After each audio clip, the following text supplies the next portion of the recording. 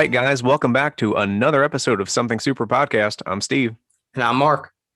and today we're going to cover Falcon and the Winter Soldier, Season 1, Episode 1. And oh my God, it's a lot to unbox. We're going to try to do it quickly. I know it's a short season. Mark, you said it was what? Six episodes. 6 episodes. All right.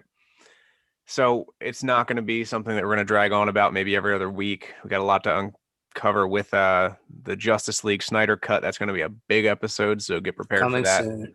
I can't wait. Such a great movie. But let's talk about Falcon and the Winter Soldier, Marvel's newest property, and the, I guess, events almost immediately following Endgame. So, Mark, I know you're very controversial on this TV show so far. So what do you got for me? So this is actually taking place 5 months after WandaVision. This is, I believe, right around like spring of 2024. It's supposed to be. Okay. But as far as the show goes, I mean, I'm gonna be honest. The first time I tried to watch it, I fell asleep.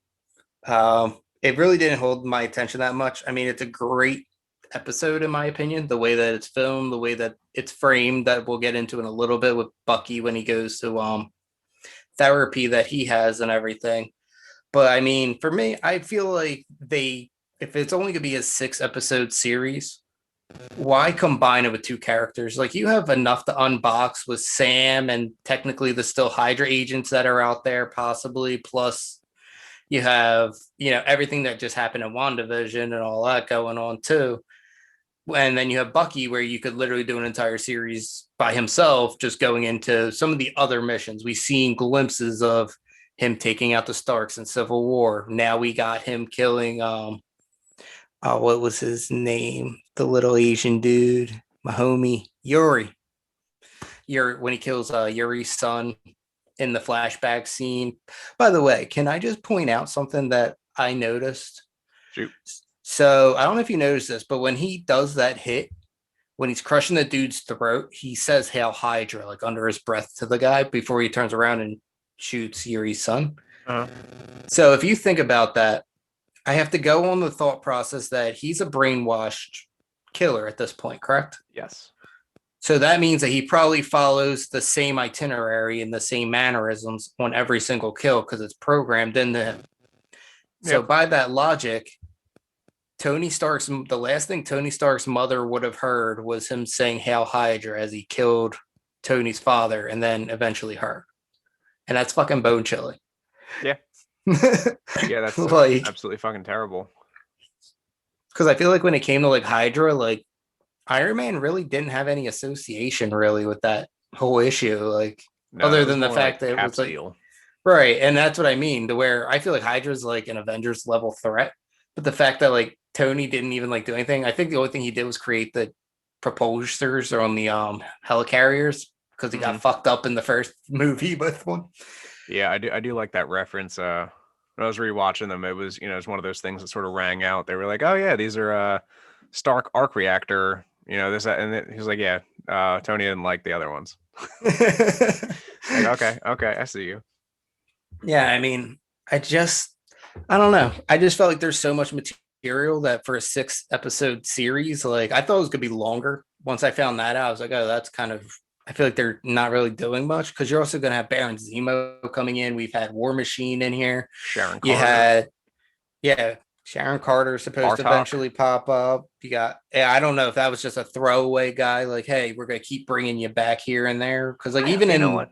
I like his character. I hope, and maybe, he doesn't need to be a quote unquote big bad, but I would like to see him pop up here and there. Right. Just like we were talking earlier, GSP is an actual mixed martial artist. So it makes those fight scenes that much more realistic where, sure, Cap can do his flips and spins and shit, and like that's cool. But like a real fighter, that you can tell that in some brings an authenticity. Absolutely. And especially with choreography and stuff, like who better to teach you than the guy that's been doing it for his entire life? Like, oh yeah. But so what did you think of that opening fight scene with Falcon? So I think that's what originally like hooked me.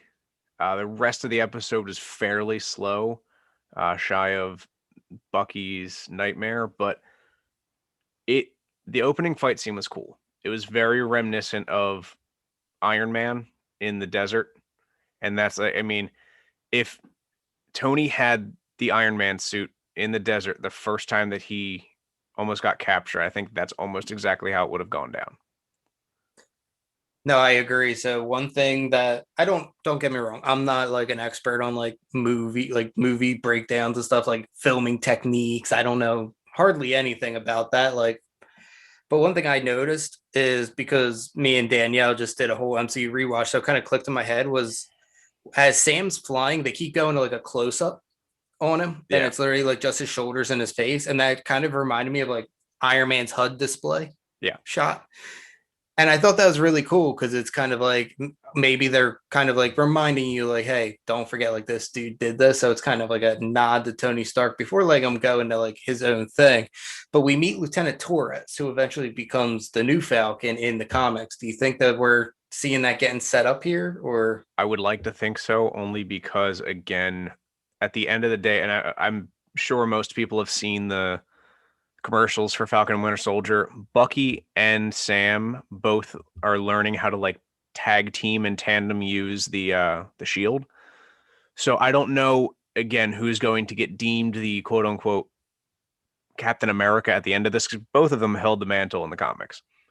So I don't know who's going to be the new Captain America, but regardless, I think just because of Torres's appearance in the first episode, it's either A, leading us towards it being Sam, or they're gonna Mephisto the shit out of us, and it's gonna fucking be Bucky. And god everyone's damn it. Mephisto? I'm It's gonna be not so even fucking Bucky. mad. It's not even Bucky. Yeah, it's not even fucking Bucky. It's gonna be Star-Lord. It's just Like, gonna be Mephisto's pink. like, but yeah, I mean, the Torres in the comics, and I don't know how they're gonna bring this onto the MCU screen. He had actual like wings attached to his arms on his suit, so it was different than Sam's. Which I mean is it's very comic-y, it's very cartoony. So, maybe the MCU can figure out how they're gonna do that for him, but I'm excited that they brought him in. What'd you think of R2D2? Or I mean, I'm sorry, what is it? Red Wing? Red Wing, yes. Uh Interesting name. I'm pretty sure that's his name from what was it? It's his name in the comics, but I Yes. think in the comics, an actual bird. Okay. Yeah, it is an actual bird. You're right. I like it. They make the reference a few times. It's all Stark Tech. Right. He I like Red Wing in the fact that he's an assistant in a similar fashion that Jarvis or Friday or any of these assistants for Tony, except it's able to go out and do things. Another big nod to the fact that, and we'll say it a million times, and it's going to make me want to cry every single time. Tony is dead, so Sam is fixing his own suit at the cafe. Right. He does make the comment too that like every time one of you guys touches my tech, it gets like messed up. So do you think the government's sabotaging his tech on purpose? I don't want to say they are, but I just want to say that none of them are smart enough to do what Tony did. I mean, Christ, Tony took what everyone thought was a joke, like a publicity stunt, the giant arc reactor that powered Stark Industries, and made it small enough and compact enough to fit into his chest and effectively power his life cycle for the next 500 years. So Tony is one of those people. I mean, he's like the MCU's Elon Musk. He's way too smart and has the ability to build these things that no one could even dream of. And I mean, hell, look at Sam's got a new redesigned suit. Tony's dead, so where the fuck did that come from? Unless it was, that the airplane thing that built fucking what is his name? Spider-Man's suit. Did he like design it in that and it's like a suit maker and everyone just gets their shit from there? Is that the fucking go-to store on Avengers Tower or the compound? I mean, I'm sure that there's probably some Avengers. I mean, Banner's still around. Yeah. You know what I mean? Like Banner could be making shit. I mean, he's not no slouch, along with, I'm trying to think of who else really there is other than him and Tony that were like So engineers and types like that. But I don't think anyone. Not of like Ant-Man, maybe. he's he's smart, but he's Well, I'm like saying Pym, not oh Hank Pym. Hank. You got like Yeah, I was Hank gonna Pym. say You have characters like Scott that. Lang's So dumb. He's smart, yeah, but he's no, dumb. no, no, no, no, no, no. You have Hank and his wife is back too. So I mean, yeah, That's there's true. players that could be doing it, but Yeah. maybe I'm connecting dots that aren't there. But here was my first thought: is the first fight scene was amazing, Mm-hmm. but to me, like he went in with no backup on a mission he really didn't have any information about. Just he couldn't go into Libyan airspace, and he had to like save this one guy. And they're like, oh, like like it's about to go down. But when he gets on the plane, like they're already taking the plane Yeah. and then like I said, like he has no backup, like. And then it gets to the line where every time your guys touch my tech, it kind of weirds out. For me, I just feel like then he gives the shield back with good intention, and then obviously, spoiler alert, we get to the end and they named a new Cap. Like for me, I just feel like they're setting him up to kind of fail, and you see on his face when they announce the new Captain America, like he's pissed, and Actually, like so, like I feel like he's just being used personally. so I agree and I don't disagree. I think in a lot of aspects he is being used, and I think he's got his own Superman syndrome. He's like, we took on Thanos and Thanos lost in the long run. Yes, Sam was blasted by the snap, but that wasn't like he got hurt. No, it just he was randomly chosen to be turned into dust for 5 years. But I think that Sam has this like delusions of grandeur, the type of mindset like I'm going to be able to do whatever the hell I want, nobody can stop me. And Cap gave me the shield, which means I am the best of us. And look at me, I'm a badass. And I'm not saying that, Christ, you give me a wingsuit and X amount of years of training and I'm not going to do the same shit. Like I'm going to be the baddest bitch on the block too. But I think that it's going to take somebody with a super soldier serum to beat some sense into Sam. Right. And see, and that's where I agree with you. For me personally, the way that I kind of look at it is in Endgames, like Cap's like, it's yours, and Sam's like, it doesn't feel like it. And he's like, well, it is. And like you hear that when he's ironing his shirt, like you hear that conversation again. So like I understand Sam giving it back because like he had to doubt it himself, but you see just the instant regret of the whole situation as soon as they announce the new Captain America. But we're getting ahead of ourselves here. What was one of your favorite scenes of other than the closing, like them naming the new Cap? So my favorite scene, other than the opening fight scene, because like that is my Falcon like number one scene right there. Right. My second favorite scene was Bucky's nightmare, where he is the Hydra agent, and again, there's no like setup for it, so it's just like they gave you Sam's quick background, like what he's been doing, what he's currently doing, and boom, Bucky's got long hair. He's beating the shit out of people. He's murdering people, like stabbing guys, shooting guys. And I was like, holy shit. Maybe he's doing an undercover operation as the Winter Soldier, making people believe that he's still evil. Like I didn't know what the hell was going on. I was excited. Maybe he had gone rogue. I don't know. I was like, oh, this is awesome. And then obviously you wake up, it's a dream. But that goes to show you that there are unseen scars of war and being 104 years old and being a mass murderer for most of your life. Oh yeah, no, I mean, and PTSD out the ass. I mean, the man was brainwashed. Let me repeat that. The man was literally brainwashed. Yes. Like like I mean, I've never done it, but the only thing I can imagine is like you're conscious in your own body, but you just can't control what's happening. And that's terrifying. And the man did it for 60 years off and on when they would freeze him and unfreeze him. Like, but that's another thing. You have to watch all of your friends, family, people that everyone's dying around. Like they freeze you in, whatever, the early 20s. When the fuck was Captain America? What you get the point, like frozen in the 20s, and then you wake up in 1945, and it's been 20 years. So you're still the same age. Everyone's 20 years older. frees you again, 65, everyone's 40 years old. And it's just like they're doing the shit back and forth. And this dude's barely aging. He's aging long enough to go out and kill, Right. coming Like back. he's like the man's He's, on a date and she's like, yeah. how old are you? He's like 104. Like he's She's older like, than haha, like, that's funny. yeah, I guess like it's a people good don't even joke. believe it at this point. Like, but one of my favorite scenes was the talk that the talk that Falcon has with Brody in the Smithsonian, Yeah. like all the little details in the background. So you see that like there's a shrine to like the Sokovia Accords, and you see like the Hydra symbol, the Captain America shield. You see the Sokovian flag, like half of it or something. You see the shield logo. Like they updated Bucky's exhibit itself, so it's Yep. like it go tracks his entire life, and then they leave it kind of open ended, like, oh, we don't know where he is now, and he hasn't been seen again. Like they have the Ebony Mall's flagship or whatever from Infinity War, the ring Mm-hmm. ship. Like there's a picture of that. Like just the fact that like they updated all that, and like it was just such a powerful scene for me. Like I wasn't even listening to the conversation being had.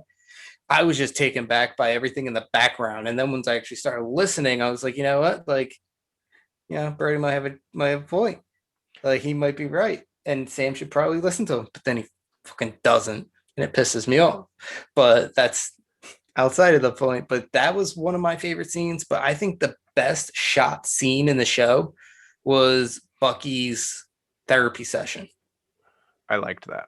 Because like it starts off with him sitting down in front of trees, and not just trees, but they're white trees, and it looks like it's like springtime. So like spring comes after winter. So it could be a metaphor for him trying to like rid himself of the winter soldier. And I Sure. mean, you see it, and he's making amends with people. And I know Yuri on his list is the first person to make an amend to, which is the old Asian dude he saves from the fight. Then it cuts to the side of him, and you see like the shades are open, but they're like thin lines, so it's almost like prison bars. So like it's like he's at a therapist. So I took it as like he's trapped inside of his own mind, Okay. I can like definitely the see that. brainwashing. And then the angles that they get like a high. They like look down at you from the angle, and it just makes you feel that claustrophobia that he That he's probably is probably feeling. feeling. Because she's like grilling him. She's like, "Let me see your phone." Oh, like you're ignoring Sam. Oh, make sure you're sticking to your 3 rules, like da da da da da. And I mean, it's just one of those things. Like even when he goes on the date, like you see the cop, like you see a cop's reflection driving by. So like, are they keeping watch on him, or is that just coincidence? Because then he sits down, he grabs the beer, and he looks over his shoulder immediately after. So it's like, is he like still technically like? Are they hunting him still, or are they just kind of keeping tabs on him? Yeah, I think so. I would like to believe that they're just keeping tabs on him and that they're not actively going after him. But how can you not be paranoid? The Right. life that you've led for 104 years, you know, you are, I mean, you're an enemy of everyone. Christ. Name a country that he hasn't gone into and murdered somebody in. Like it he has like the most confirmed kills in history, if I'm not mistaken. Like they made a reference to that in the Winter Soldier. And they thought he was a myth, like he didn't even exist. They just Yeah, like he assumed was they a got a new ghost. guy. Yeah, they got a new guy every couple years that was this character that wore a mask, and that's why he wore a mask. No, he wore a Nope. mask because no one wanted them to know that this dude has been alive for 104 years. Like it's insanity. Dude, it's But fucking nuts. I like the fact that every time he's out in public, he's wearing long sleeves and he's wearing gloves because He has poor circulation. yeah, he has poor circulation. That's definitely why. Actually, I mean, I can't. I don't technically, even think he can feel his left arm. I say technically, I mean, he lost an arm, so he probably Yeah, doesn't have great circulation. So he probably wasn't lying. yeah. I mean, I just like the fact that he's covering it up in public because at this point, I mean, even He's the picture, ashamed of like it. you have to know who this dude is. Right. Like he's ashamed of it too. But like he has long hair. I mean, a haircut can change a lot on a person, Sure, honestly, sure. especially when you're not looking for it. You know what I mean? Like in Yeah. most people's daily lives, they're probably not looking out for the winter soldier. Like, Keep an eye out for the Winter Soldier. He might be coming to your homes shortly. right. Like, but let's get into that dream. Okay. So he's in the Asian, I don't know, I don't want to call it a base, but it's like a fancy Asian like palace. And he is just murdering people left and right. Loved it. He kicked so much ass, stabbing people, shooting people, grabbed the dude's neck, Hail Hydra, like the whole nine. I loved it. I don't even really know like the breakdown wise. I gotta watch the episode a few more times to just like get in there. But it's like I said, it's one of my favorite scenes because that is Marvel. Like that is the MCU. It's actiony. It's in your face, kick ass. Let's go. Shy of WandaVision. Now, do you think that that's going to be the one memory that we kind of like stick with this whole season, or do you think we'll see other missions that may have impacted him? Because, like, obviously I'm in Civil War, we got the one mission, it was the Starks hit. Now we got Yuri's son's hit. Well, he wasn't a hit, the kid was just wrong place, literally wrong place, wrong time in the worst possible way. yeah. So for me, I'm an optimist and I'm hoping that it goes off on more than just the one story. But I have a feeling, and you had mentioned this too, that it may just kind of stick to what they got. You know, they just kind of hang out with the one, the one redemption arc piece and go from there. Maybe they'll do more in season two if there is a season two, but I'm uh I'm trying to be optimistic and say that they'll bring up at least one more because Baron Zemo's there. So Zemo's going to bring up or hopefully dredge up shit from the past. I hope he tries that bullshit where he like starts with the fucking the chanting to take over Bucky's brain and he just knocks his fucking teeth out. Now, see, I think Zemo's going to be, I won't say a good guy in this show, but I feel like he'll be working with Sam and the Winter Soldier.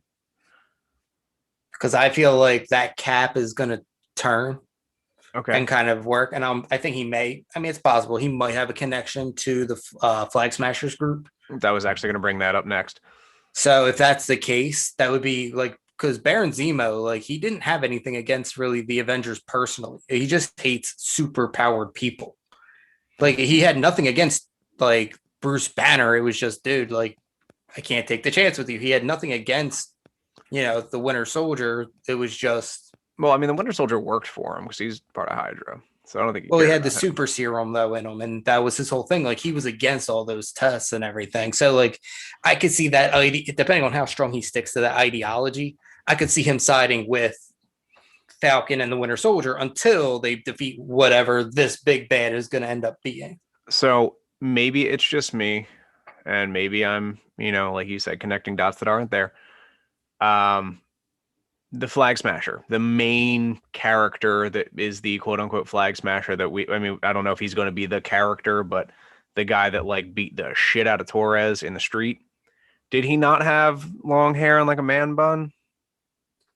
I mean, it looked like he could have. He I had honestly like didn't pay that longer much hair. attention. Okay. Wyatt Russell, who is Captain America in this show, Kurt Russell's son, he has long hair in almost every single thing he plays.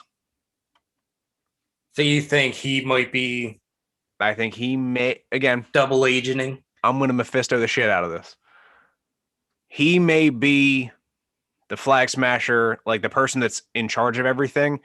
And that's what because he has the super soldier serum in him, the new Cap. And he may be the guy that's running that organization and he's playing both sides. So it always comes out on top. Just Chancellor Palpatining the shit out of it. Yeah. Well, I mean, in reality, if it's not him, it's just someone he's, texting or, whatever the notification was on the phone. Here, drop this bag off. Everyone wear these masks. It's a fucking shit show. And he could be the Captain America that comes in and saves the fucking day and defeats them. Makes himself look good. And then on the flip side of that, beats the shit out of the fucking people that come and try to stop him. Like, he's always going to win, and the world needs a Captain America now because this person's here. Who better than the fucking dude with the super soldier serum? Yeah, and that's my whole thing. Like, that's my theory personally. Like I said, I think Zemo's going to be an ally, I'll say. I won't say a protagonist or a good guy, but I think he'll be an ally either intentionally or unintentionally. Like, it'll be like, we're hunting the same guy kind of a thing. Yeah, the enemy of my enemy is my friend. I can respect that. I do want to see, because I know Sharon Carter fights him in the commercial. So I'm sure like when they first meet up, they're gonna be like, they're gonna have that like Spider-Man on Spider-Man moment, like you, and then they're gonna fight, and then he's gonna be like, wait, whoa, whoa, whoa, whoa. Yeah, no, I'm on your side. Yeah, like Another big thing, jump back to Sam. I like the fact that he went home. He visited his family. Obviously, his Uncle parents aren't here Sam. anymore. It showed a deeper side to him because when you think of superheroes, I mean, you don't necessarily think of like the boys where they're all, bankrolled and living in a nice house, but everything that they show you, like shy of Tony's $1 billion mansion, they're not like at home. Cap he was basically hiding out in an apartment. He wasn't living there because that's all he could afford. No, he was living there because like he wanted to stay low key. It was probably a safe house. Yeah, In and all that honesty, like it's probably a shield safe house because I mean he was being watched. So sure. So yeah, and Sharon Carter was his neighbor, so no shit. right, like Like, and the I just banker even says like what like does Tony pay for everything? Like yes, and that's shit. Like they go to the bank, they try to get a loan because he wants to save their family's business, and it shows you a deeper side to the flip side to like those people that aren't Tony Stark with billions of dollars in their bank account, or Bruce Banner who is a world-renowned scientist who right, has like like billions of doctorates, or I mean, hell, Black Widow's dead, but like she was an assassin. She had a job. Steve Rogers, he is the face of America. Like you look at all these people, and then like Scott Lang's going to go fucking work at Ben and Jerry's. Like he's not rich. no, he's a So felon. yeah, like he, I like the fact that it showed that he is a real person. He still has real family values. He wants to keep the family's business together because that's what he remembers growing up as a kid. Like that's what he did as a kid. I thought it showed a lot of like so I guess inequality in America, with the fact that yes, he's been gone for 5 years, but like on the fact that you're a superhero alone, like maybe give him the shot. Like you even said, your family's been banking with us for centuries. Like See, the one thing that irked me, I mean, don't get me wrong, the banker was a complete dick the entire time, but the thing that kind of constantly, irked me was like Sam's attitude at first, like he thought they were just gonna hand it to him because he's correct. Falcon, and I just hate people like that. Like, I deserve this. yeah, like be humble about stuff. Like if like, and now I can't say anything because I mean I've never been a superhero and I've never had that kind of pressure on me. But So I mean, I've never seen you in the same room as Batman, so throw that facts, out there. but I'm just saying, like for me, whether it's anything in life, like I just can't stand when people feel entitled, and that's what Sam gave off to me. And then once I realized, like he became more human, he kind of got knocked down a peg. Once the guy was like, "Yeah, no, like it's not gonna happen."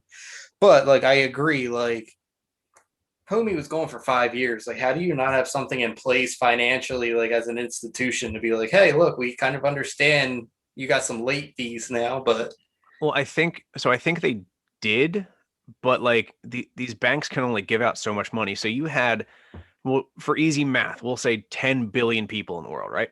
5 right, billion of them are gone. 5 years goes by. 5 billion come Unless back." yeah, 5 billion come, but I'm saying like the world adjusted. 5 years is not a short period of time. If I said to you, hey, I'm going to give you a house and 5 years, do with it as you will. When I come back in 5 years, it's going to be a different house. You know, things changed. And unless you were inherently rich prior to the snap, you didn't come back to anything. And I don't know how the banks handle like did all these accounts get closed? Like is Tony's account? I mean, obviously Pepper has control of Stark Industries, but like did Tony Stark's account just disappear because he's dead? Did Sam's bank account go away because he was one of the people that got snapped? They were like, well, I guess he's not coming back, so we're gonna throw his money back into the government.